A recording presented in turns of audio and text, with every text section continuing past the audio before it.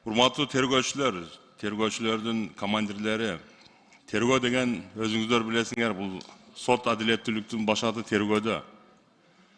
Адамдын боштондугу менен укугу ушу тергөөдөн башталат. Ошондуктан азыр биз 3-чү окууда колдоп атабыз, колдоп беребиз. Бирок сиздерге каалоо, ушу президентибиз ушунчалык ишенич менен ушул өзгөртүүнү киргизип атат. Тергөө бөлүнүп, тергөө эки ведомствого өткөндөн кийин кимибиз кыйын эмес дебей, талашпай, тартышпай, дагы 1,5 жыл тергеп көргүлө. Мен сиздерге ийгилик каалайм.